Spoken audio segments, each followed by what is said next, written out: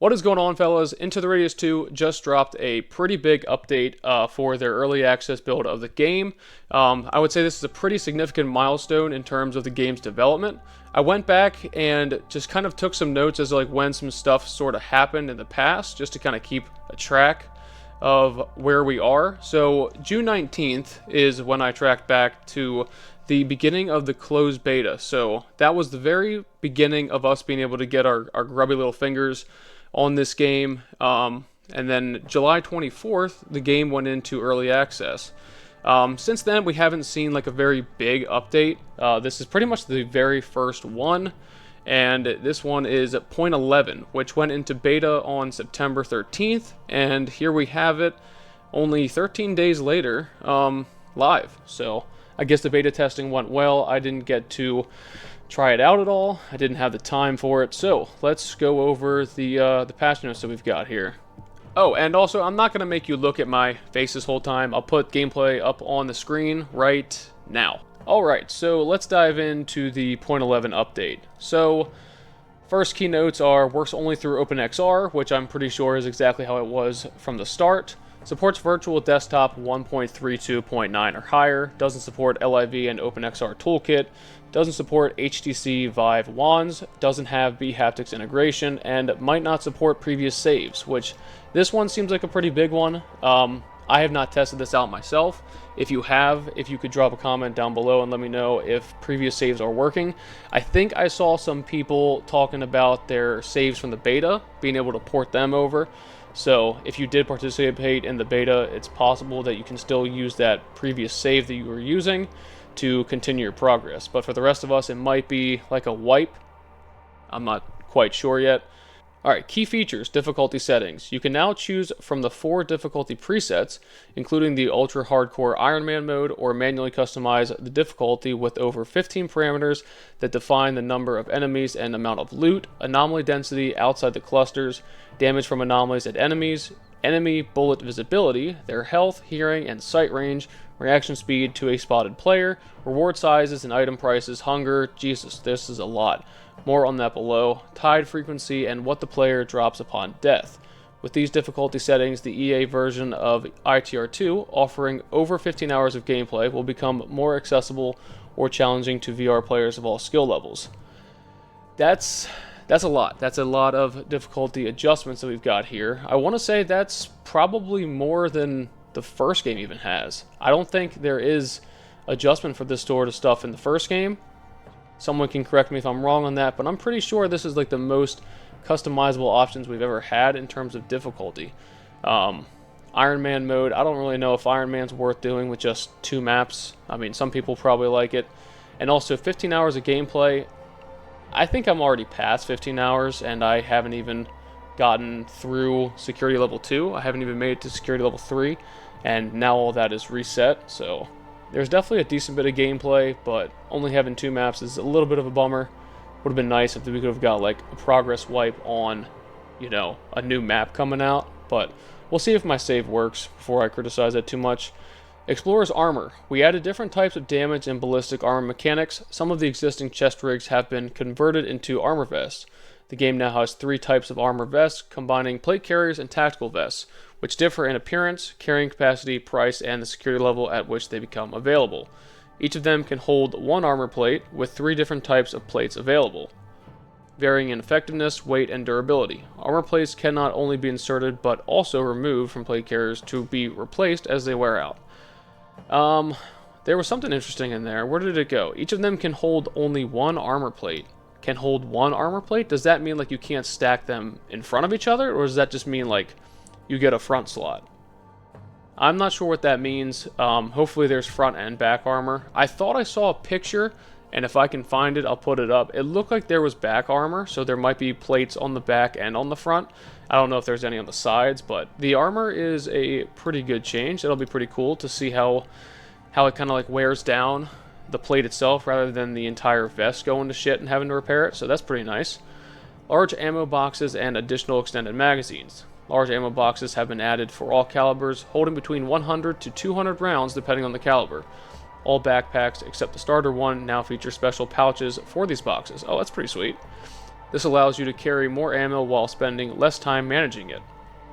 Large ammo boxes cannot be found in the radius. They can only be purchased at the supply depot at the facility. There you can also buy new extended magazines for the AK-74, holding 45 rounds, and the Glock 18C, holding 33 rounds. Okay, so extended magazines for like the main rifle and the probably main pistol, I would say. I have not gotten to use the Glock. I actually just unlocked it, and it turns out I can't use it. I'll have to grind for it again, which is fine. I kind of expected this at some point. They did mention progress wipes when all the dev diaries were going on, so I cannot complain too much about that. Hunger system and new food. Now with active actions and overtime, a new important parameter for the player increases. Hunger, which limits the maximum stamina. Hunger accumulation depends on your activity. Running, jumping, or moving overloaded burns more calories than just standing or walking. To curb hunger, you need to eat food. In addition to crackers, you can now purchase canned Sprats and a chocolate bar at the supply depot. So the hunger mechanic is starting to work its way back in. Although I thought they mentioned something about it being something you can tweak too. So I'll probably tune this down as much as I possibly can, just because I don't feel like playing an eating simulator, and I like to be able to move. So we'll see how that plays out. Improved enemies. Mimics now move tactically, take better positions, and fire at the player while switching positions. If there is an opportunity and different options, the mimics will try to take a more advantageous position at a higher elevation and use cover indoors rather than in the open air. However, the enemies don't take cover if they keep shooting at the player. To balance their behavior, we made their vision and hearing more realistic. Tree foliage and bushes now also conceal the player from enemy sight. Very good. Love to see AI changes coming so soon, although I did see people talking about getting their shit absolutely pushed in with the beta for 0.11, so hopefully they tweaked it to a point where it's manageable at this point. And plus we have difficulty options, although I was seeing people complain about normal difficulty being too hard, so we'll see how that is, since we can also adjust all the types of their behavior. It says enemy bullet visibility, their health, hearing, and sight range, reaction speed to a spotted player, a lot of different stuff. So we can change a lot of options to kind of tweak this as much as we need to, but it's going to be pretty good seeing how this plays out. Significant rebalancing. Loot distribution has been changed significantly. More places have been added where loot can appear, utilizing more interesting spots inside the houses. Ash now occurs more frequently. It wasn't frequent before, while ammo crates and medicine boxes are rarer, but ammo can be found without them. We increased the amount of supply credits in the rewards for most top priority and side missions, and changed or added items received as rewards, ammo, syringes, armor plates. We also laid the groundwork for future mission reworks to ensure the current active set remains intact. Does this mean that Ash is now worth something?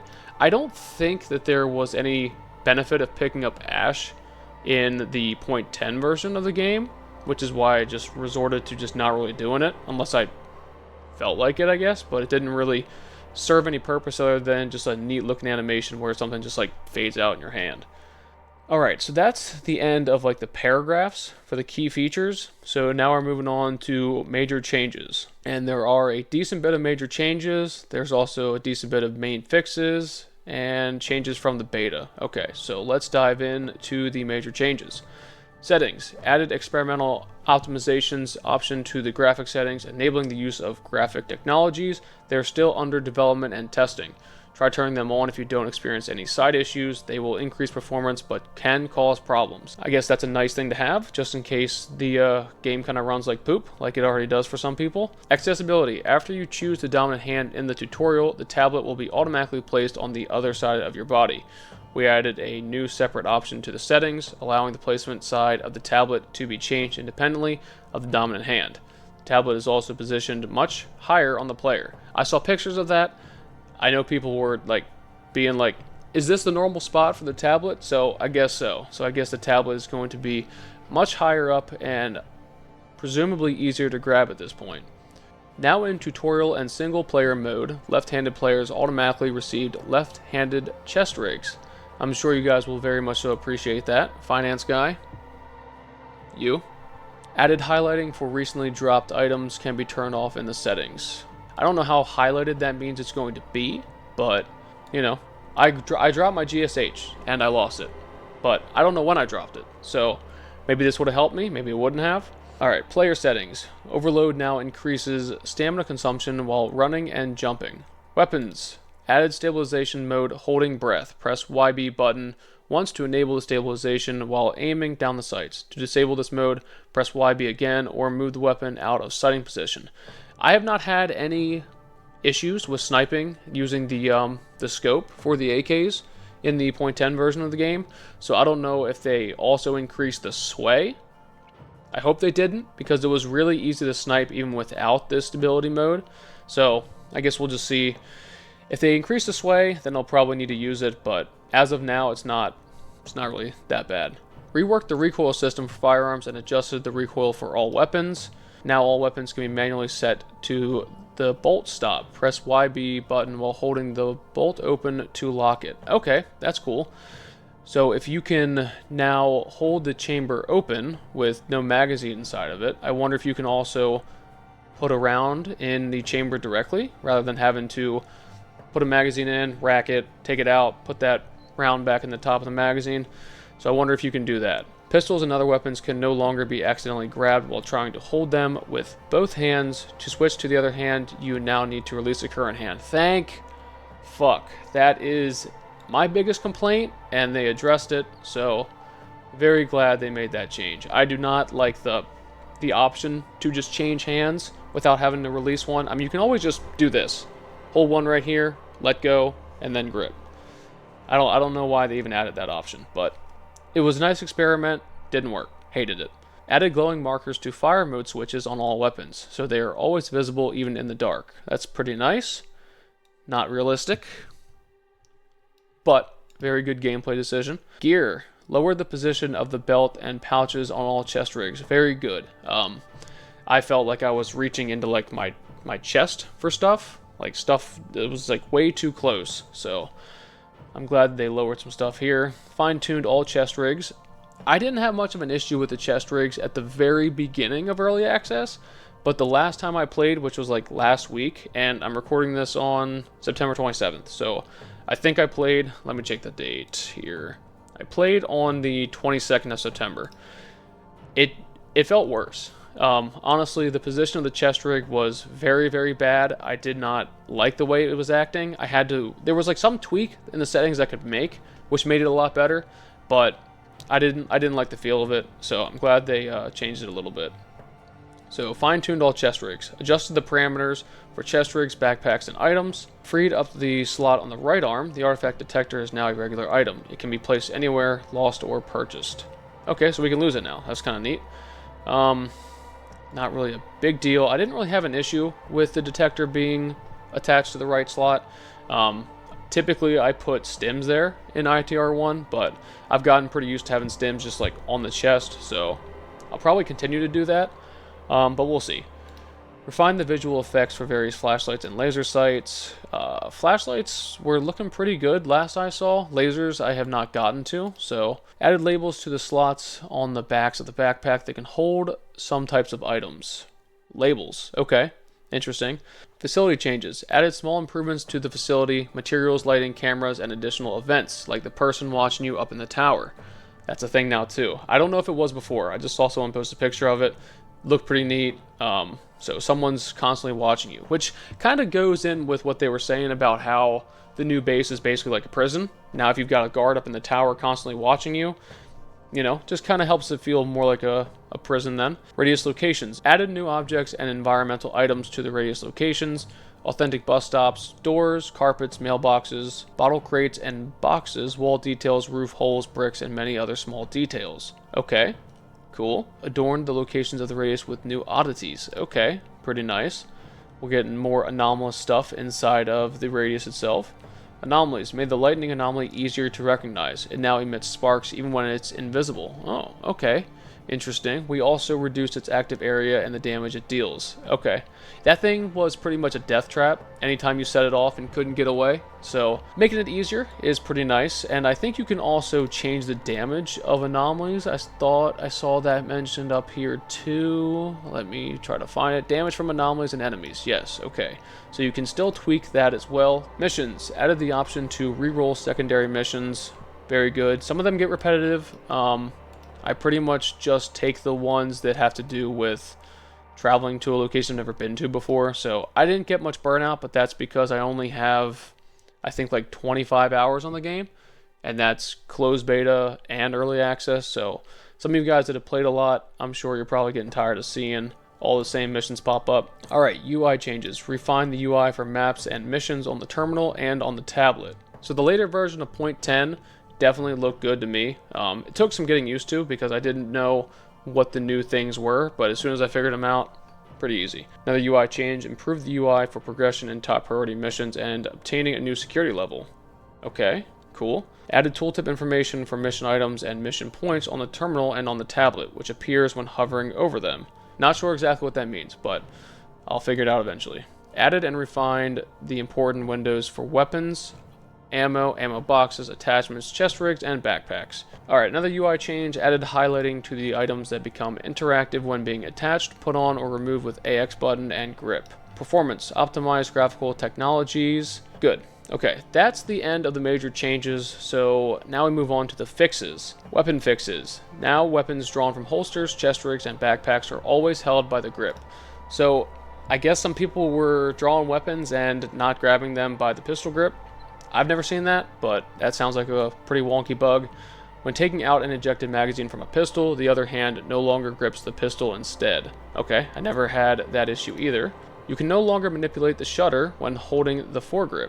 What's a shutter? I've never heard of a shutter before. What is a weapon shutter?